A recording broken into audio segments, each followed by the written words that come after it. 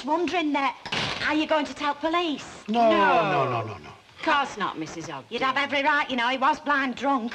And if shop window hadn't been there for him to flop against, he'd have fell flat on his face, wouldn't you? Hey, wouldn't you?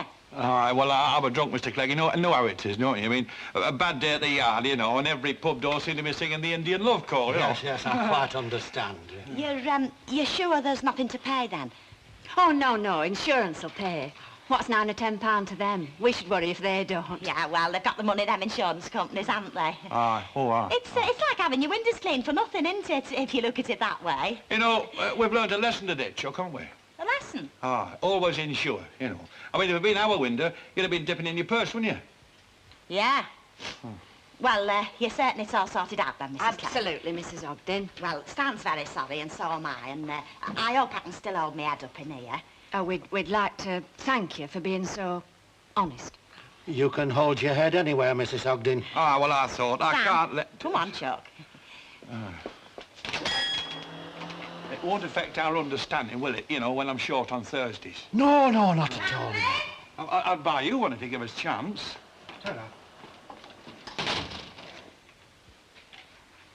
You're not really going to let him, are you? Let who? Mr. Ogden, take the blame for what you did. Johnny blame? Not as if he ain't used to. It's like a white line, no harm done. Ma'am, you can't turn a vice into a virtue. We're not doing them a favour. Done, and that's the end of it, Gordon. Oh, shut up, both of you. Oh, yes, it suits you, doesn't it? Another bit of shame shunted out of sight. Only in this case, it's planted squarely on the shoulders of a neighbour. How can you see him come into the shop and not want to crawl under the counter? You know what? I'm surprised you didn't make him pay for the window. Gordon's quite right, Maggie. I can't let everybody think that Stan Ogden did it. Why not? Because he's a mug. And besides, he's simple. But bright enough not to ask too many questions about insurance. He knew we weren't insured. No, it wasn't him. That was his wife. Anyway, as I said, he's simple, and I'm going to tell him that there's no need for him to be a drunken vandal as well. That's my vacation. Les, you're not going. I don't see why... Shut up, he's not going. Because if he does, we move from here today. I couldn't stop here a second with them knowing. And leaving here isn't just leaving. It's leaving the last of our money, the last of our self-respect. Bit finish of us. Simple as that. Finish. So he's not going. Gordon, go and see to your mother. Hey, are you washing or just rinsing? They keep flapping against the backyard wall. It's maddening. Is your Ken going in for organised crime? Hey? Well, isn't this a floor plan of the bank at the corner of Bright Street? No, silly, it's a plan of the flats. Oh, fancy me forgetting. You always like your fires with building plans, don't you? Meaning, what are they doing here? Well, only if you want to tell me. You tell me something. As long as it won't make you blush. What are you doing sitting in my chair, minding my business at 2 o'clock in the afternoon? Emily gave me an half day for having dimples. No, it's in the design stage, really. I'm not sure yet whether to start another smouldering affair or buy a wig. No, it's your turn. Oh, Ray lent me the plans. Oh, Ray. Here, give me a hand with this. You help me with some shopping. Who? Ray. Oh, and stop for a cup of tea and chat all about himself, I suppose. Do you like the flats? Well, they're not the last idea in 20th century living, but I mean, improvement on this, aren't they? Exactly.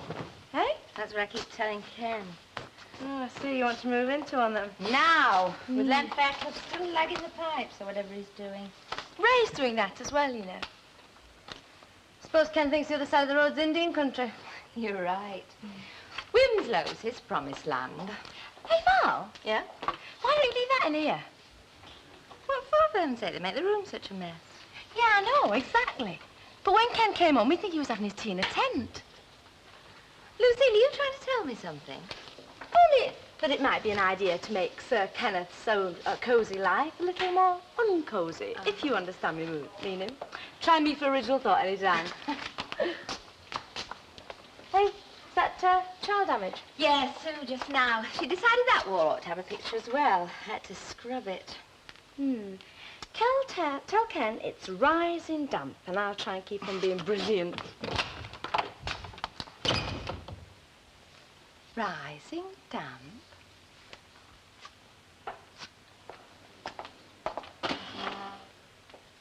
You know, I find tinned fruit as refreshing as anything in the warm weather. Yes, well, in my tropic days as a bunting tosser in the Royal Navy, you know, we practically lived on tinned peaches and fresh lime juice. With occasional recourse to stronger liquids, I'm quite sure. Ah, you're quite right there, Mrs. Walker. Do you know that birthdays were days and a half? All the Matelows used to share each other's rum ration. Yes, great days, Mrs. Walker, great days. I only wish there'd been more like 'em. And no shop windows to fall into? No, only the sea. Mr. Ogden was telling us how generous you've been about the payment for the damages. Oh, no, not us. That was the insurance. Yes, you know, But when I look Mrs. back Clegg now, gave me the impression there that the were window was very not good insured. times, very good times. All of us equal and no responsibility. Yes, I suppose so. Well, good afternoon, Mr. Clegg, and I sincerely hope that no more of our residents damage your property. No, well, if they do, I shall be beginning to think that they don't like us. Oh, now come. We haven't known you long enough to form definite opinions about that. You'll have to give us time. To like you, of course.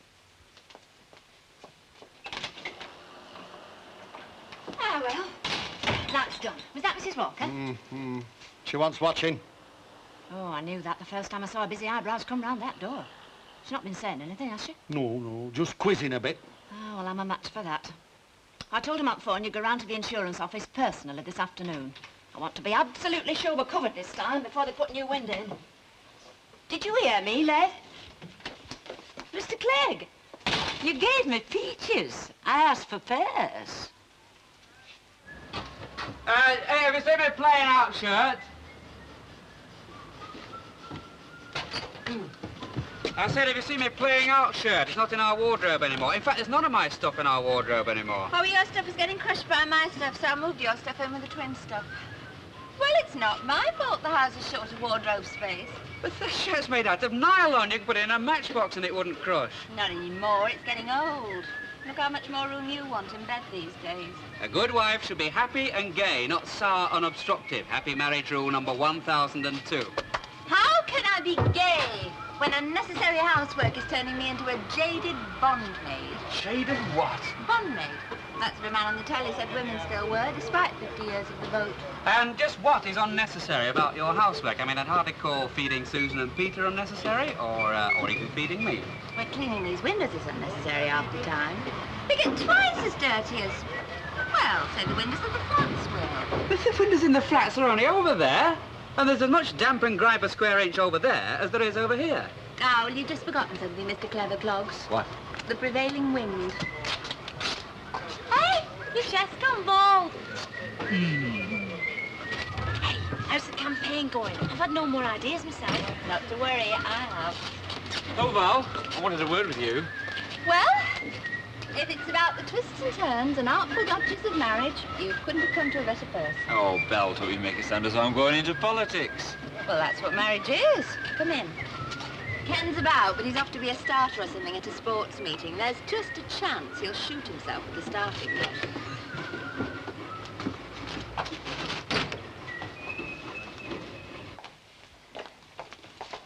Oh, see, you've closed up the West Wing there.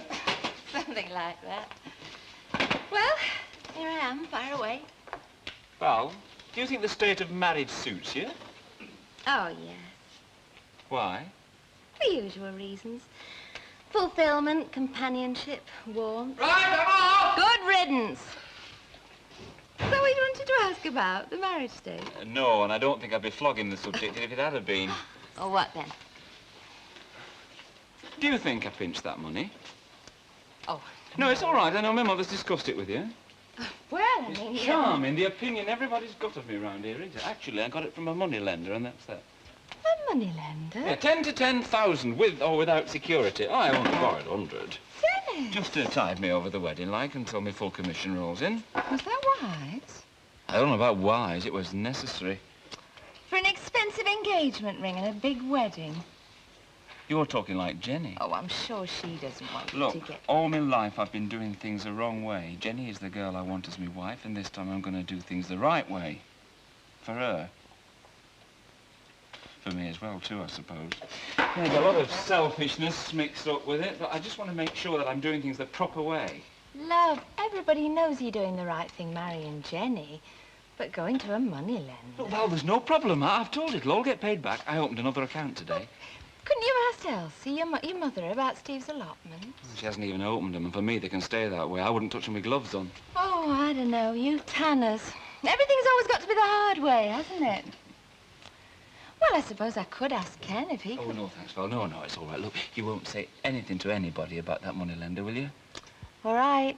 My lips are sealed.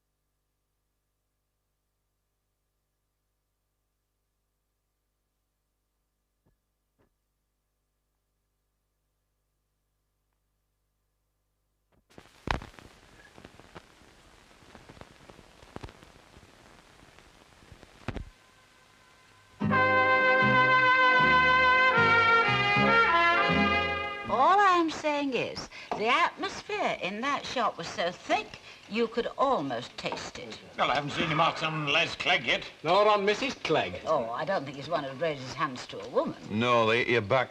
Eh? Don't tell us your Hilda's been cuffing you, Stanley. I thought you did the eye blacking in your house, She Stanley. doesn't fight fur. Ah, booby traps the bangers, does she? No, waits till I sit down, creeps up behind me, wings me round lug hole and runs. Why don't you wing her back? I can't catch her. Me used to some of her making thick chips. I can't even defend myself now. You ought to count your blessings. Blessings. Yes, not having to pay for that window when you really ought to. I didn't ask to accept it was insured. Anyway, I'm getting me desserts. Hey, I could lend you a crash helmet, mate. Save your lug holes. Listen, the mood she's in, she come at me with a flipping tin opener, mate. Well, I'll admit to you, Annie, I've eaten all the caviar and left you a buttered crust. You know, Jack, if I were you, I wouldn't be quite so cocky. I have just been hearing about Hilda Ogden's new stratagem. Now, what is it, Len? She waits for Stan to sit down and then... Well, go on. I'll see you later. What's she on about, eh? Plotting violence, Mr. Walker. The wives are getting stroppy. Oh, you can say that again. Val's rattling the saber. Oh, I'd have thought Val very easy to control. She is. Scotch, please, Mr. Walker. The Scotch. Give someone else a chance, love. Look, I want to look nice when I'm seeing the vicar, don't I?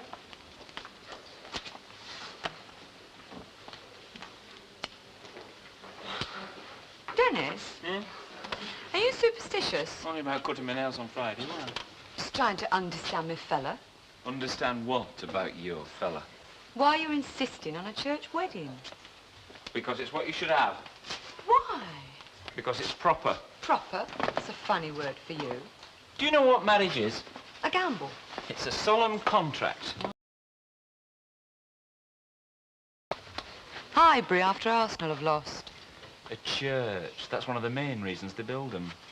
Well, I still think it's going to a lot of fuss to be what we already are.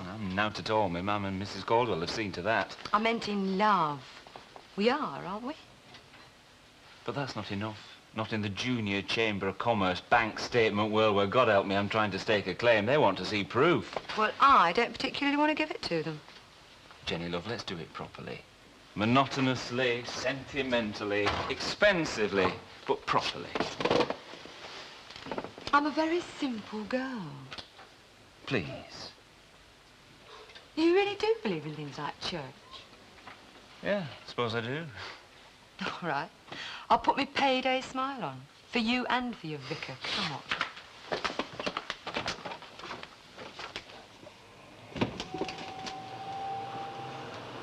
Don't tell me the twins are holding another anti-parents meeting in there. They're in bed. Though how they managed to sleep squashed in one tiny, airless little room beats me. It's not doing their lungs any good. Can't be. Our David and me slept in a room like that until we were adults, and it didn't do our lungs any harm. Where there's no sense, there's no feeling. I know. We've got visitors. Huh. I don't know what we'd do if we did have visitors. Where'd we put them? The cold place? Val, why are you ironing in here? Apart from trying to prove that this isn't a house, but a box of fairy slippers. I'm not trying to prove anything. Go and look for yourself. There's no room in there. And it's damp. Damp? We've not had any rain for a week. What do you want the kids? I don't know, poor little things. The black hole of Calcutta for a bedroom and permanent neighbour noise.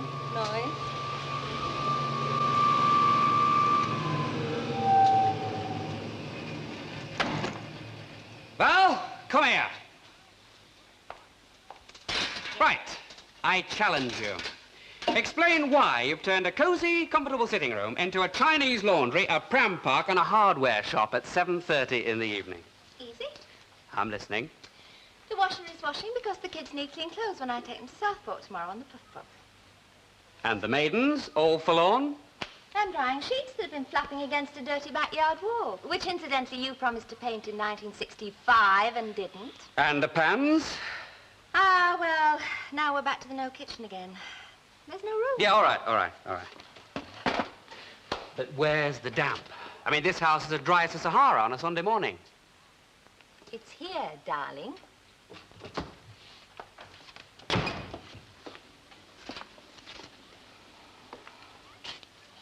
Careful, it's soaking.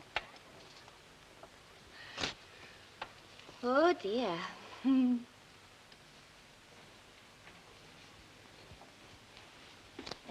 thank you for coming. I'll see you on Saturday. Goodbye. And the next, please. You come in. Take a seat. Oh, Shirley Bassey. She's so vital, isn't she? That's what life's all about, really, you know. Vitality. Well, where would spring be without it, for instance? Or the maternity wards? Not that I've much. Have you, Mr... Oh, I'm awfully sorry. I've forgotten your name. It's a terrible failing of Vickers. Tanner, Dennis Tanner, and this is my fiancée, Jenny Sutton. Hello. Oh, yes, of course. Yes, the 29th in the morning. Oh, my mind gets to be like an undertaker's diary, Mr. Tanner. My purpose is also the disposal of bodies, either into the grave or into matrimony. Oh, is he vital, Jenny? Yeah, when it matters. He doesn't look it. Are you a practicing Christian, Mr. Tanner? I've not seen you at church. And I could hardly miss you in a congregation of 15 women and 10 choir boys. Unless you happen to be the chap who shouts, "Religion is a clergyman's charity," from the front porch every Sunday morning and then runs like hell. Well, I haven't been often, but I believe in God and all the other, Yes, but what's God ever done for you? Well, apart from providing Miss Sutton here, of course. I like you. Well, it's not what he's done for us, is it? I mean, it's the other way about. It's what we're supposed to have done for him, like being good and honest and kind to animals. Sounds just like a brown owl's welcome to the new recruits, doesn't he? Now, of course God should do something for you. He put you here, didn't he? Now, what a topsy-turvy, frightening place to put anyone. I'm sure we would have been better off on Mars or Jupiter or even in New York. I think Venus. I like the name. I know this is going to sound a bit silly, but isn't it your duty to sort of flog God and goodness and all that? You've got a funny kind of sales talk. Well, of course it's my duty to sell God. But not as a provider of whiter weddings and blacker funerals. Yeah, I see that. I can sell him as a hope for Vietnam, for racial prejudice and greedy ambition. But en masse, I can't sell him as a hope for disease. And that disturbs me. I only want a wedding. Mr. Tanner, if I marry you in my church, will you promise to attend every Sunday for the next 40 years? 40 years is a long time. Yeah, 40 too long. Exactly. And I wouldn't ask it anyway, not even of a religious maniac. Look, if you were a sometime churchgoer, I would marry you because I would presume the church played some part in your life. And I still will if you want it. But is it God you want, or a ceremony? Dennis? I thought it was the same thing. Oh, it's not, Mr. Tanner. An execution is a ceremony, but it's hardly God. Come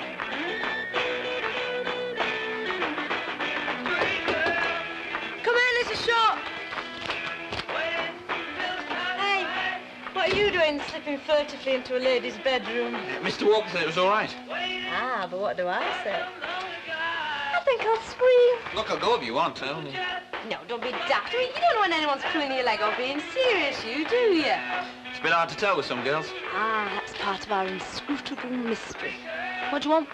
You said you wanted me to go over some books with you. I did. Yes, you said Miss Nugent had been on it here to learn some bookkeeping. Oh, yeah.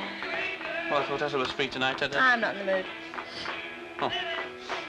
Anyway, didn't I say I'd come round to you? I know. It was an excuse you wanted to get into me boudoir. It never entered my head. Well, then you're not normal. Perhaps I got a good reason. My Auntie Annie says, and I quote, all is not what it seems to be at your house. Has your dad got another woman? No, he hasn't. Well, I mean, Dad's only like other fellas, you know. I mean, lots of the blokes make passes at me are Dad's. And I wonder if mine was ever like that. No, I don't think he was. I'm really lucky then, aren't you? Am I? I haven't got him.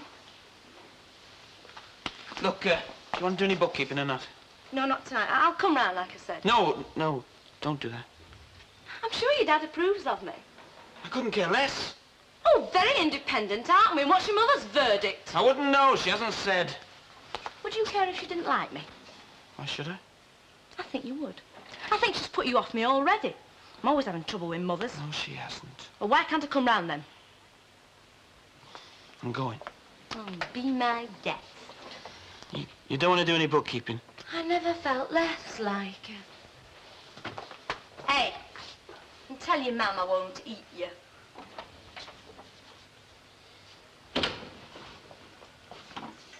Got it on again. The poem, why can't Stan come out for a wet instead of you taking bottles home He's still getting his ale into you. The point? I see the point perfectly, Hilda. The actual drink is not important to Mr. Upton. Well, what's he been doing? Supping all these gallons all these years then? Hey, hold on, Mr. Walker, not gallons. Pints. Jill's even when he's short. What draws him is the conviviality, the friendliness of our customers, and the cheery word from those who serve. Exactly, Mrs. Walker. And I told him he's not getting neither. Good night, Mr. Walker. Good night, lad. Ta-ra. Good night. Where did he come from? Out of the wall? Well, he came in to see Lucille when you were out back, so I told him to go up.